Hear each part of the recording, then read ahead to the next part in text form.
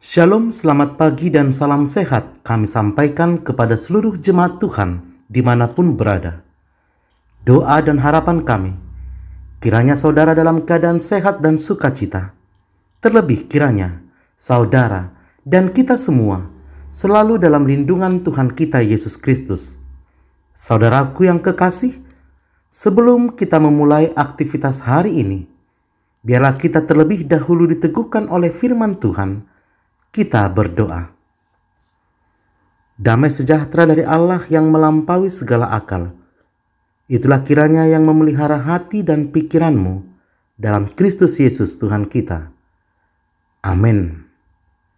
Bapak Ibu Saudara yang kekasih dalam nama Tuhan Yesus Kristus, firman Tuhan yang menguatkan dan meneguhkan iman kita untuk menjalani aktivitas hari ini tertulis dalam Yesaya 8 ayat yang ke-17. Beginilah firman Tuhan, saya bacakan untuk saudara. Aku hendak menanti-nantikan Tuhan yang menyembunyikan wajahnya terhadap kaum keturunan Yakub. Aku hendak mengharapkan Dia. Demikianlah pembacaan firman Tuhan. Bapak Ibu Saudara yang kekasih, di dalam istilah medis ada dikenal dengan sebuah istilah amnesia. Amnesia adalah sebuah kondisi di mana seseorang kehilangan ingatan dan melupakan nama, informasi, ataupun peristiwa penting di masa lalunya. Penyebabnya bisa jadi karena kerusakan otak ataupun peristiwa traumatis. Saudara, tentu saja amnesia adalah kondisi yang langka dan mungkin jarang ditemui secara medis. Namun secara religius, secara iman, tampaknya amnesia rohani terus menjadi wabah berbahaya yang menyebar secara masif dan menjangkiti banyak orang percaya. Banyak orang yang lupa dalam perjalanan hidupnya pada masa lalunya yang sulit. Tuhanlah yang menolongnya dan membawa dia dalam hidup yang berkelimpahan. Banyak manusia yang lupa bahwa jikapun dirinya pada hari ini menjalani hidup lebih baik, pekerjaan yang baik, ekonomi yang baik, rumah yang indah, fasilitas hidup yang lebih dari cukup, itu semua bukan karena kepintarannya. Itu bukan karena kehebatan kita atau kekuatan kita. Akan tetapi, ia lupa semua itu karena Tuhan. Yang ingin saya katakan saudara, bahwa hidup dalam kemakmuran ternyata dapat menjadikan kita lupa dengan Tuhan. Oleh karena itu saudaraku, hati-hati, jangan sampai jatuh pada hal seperti itu. Karena itulah yang terjadi pada bangsa Israel. Sebagai umat Tuhan yang tinggal di tanah Kanaan dengan kemakmuran yang diberikan Tuhan, mereka tidak lagi mencerminkan hidup sebagai umat Tuhan. Tidak hidup dalam ketaatan dan kesetiaan kepada Tuhan. Kemapanan telah membuat bangsa Israel lupa diri dan lupa akan Tuhan.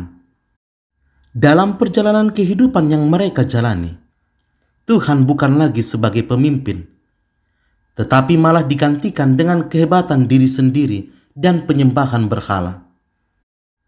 Mereka lupa bahwa apa yang ada bagi mereka hanyalah karena anugerah Tuhan semata yang membebaskan mereka dari perbudakan di Mesir dan yang memerdekakan mereka sampai ke tanah Kanaan, tanah yang penuh dengan susu dan madu. Dan bukan hanya itu saudara, bangsa Israel juga menyembah berhala, bahkan meminta petunjuk kepada arwah dan roh-roh peramal. Tuhan akhirnya kecewa dan ingin menyembunyikan wajahnya dari mereka. Nabi Yesaya mengingatkan bangsa itu supaya mereka takut hanya kepada Tuhan semesta alam yang maha kudus. Karena itulah Nabi Yesaya menanti-nantikan Tuhan kembali mengasihi bangsa yang tegar tengkuk itu. Pengharapan Yesaya tidak pernah berhenti kepada Tuhan. Ia percaya bahwa Tuhan akan melepaskan dan mengembalikan Israel dari pembuangan Babel, merasakan kembali kasih Tuhan dalam hidup mereka.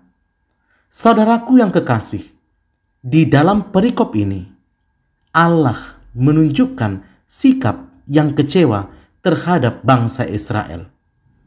Tuhan kecewa karena umatnya telah menjauh dari Dia. Sehingga Allah menghukum bangsa Israel dengan menjadi budak di Babel. Saudara, Babel menjadi tempat penghukuman bagi bangsa Israel, sekaligus tempat mendidik umatnya untuk berintrospeksi diri, berpikir ulang kembali tentang pemaknaan sebagai umat Tuhan yang sesungguhnya. Allah membiarkan bangsa itu menjadi budak di pembuangan Babel, agar melalui peristiwa itu, itulah didikan dan pengajaran bagi bangsa Israel, supaya mereka sadar Tuhan adalah di atas segalanya. Dan kita melihat saudara, di dalam hukuman Allah kepada bangsa itu, hukuman bukanlah akhir dari kasih setia Tuhan. Tetapi melalui hukuman itu Allah mau bangsa itu sadar akan apa yang ia perbuat di hadapan Tuhan. Saudaraku yang kekasih, melalui perikop kita hari ini, kita mau belajar dari kisah perjalanan kehidupan bangsa Israel. Saudaraku, janganlah engkau melupakan Tuhan dalam hidupmu.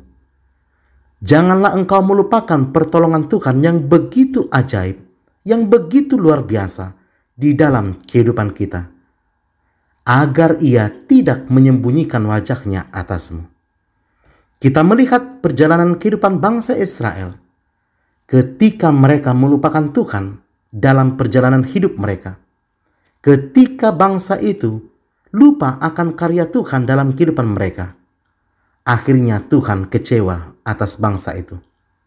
Oleh karena itu, saudaraku yang kekasih, janganlah engkau melupakan Tuhan dalam hidupmu. Ingatlah selalu kebaikan-Nya. Di dalam segala hal apapun keadaan hidupmu, baik suka, baik sedih, sukacita, duka cita, tertawa, dalam hal menangis, ingatlah selalu Tuhan Allah yang selalu menolongmu. Amin. Kita berdoa. Terima kasih Tuhan untuk firman yang sudah kami dengarkan. Biarlah firman-Mu boleh menjadi kekuatan dalam hidup kami menjalani hari-hari kami. Benar Tuhan, Engkau adalah Tuhan Allah yang penuh dengan kasih. Oleh karena itu Tuhan, ajari kami agar kami terus mengingat begitu banyaknya anugerah kemurahan-Mu yang telah Engkau nyatakan dalam hidup kami. Berkati pekerjaan kami dalam satu hari ini, aktivitas kami dan pelayanan kami. Berkati keluarga kami, berkati orang yang kami kasihi, bahkan berkati orang yang membenci kami. Saudara-saudara kami yang sedang dalam keadaan sakit, Tuhan sembuhkan mereka, Tuhan pulihkan mereka. Jemaat Tuhan yang mungkin pada saat ini bergumul, Tuhan Engkau hiburkan mereka. Anak-anak Tuhan yang sedang mengikuti studi, Tuhan berikan kepintaran bagi mereka. Anak-anak Tuhan yang sedang mencari pekerjaan, Tuhan tunjukkan pekerjaan bagi mereka. Anak-anak Tuhan yang sudah cukup umur untuk berumah tangga, tunjukkan pasangan hidup bagi mereka, pasangan hidup yang takut akan Tuhan. Akhirnya, kehidupan kami serahkan ke dalam tangan pengasihan-Mu. Di dalam nama Yesus, kami berdoa. Amin.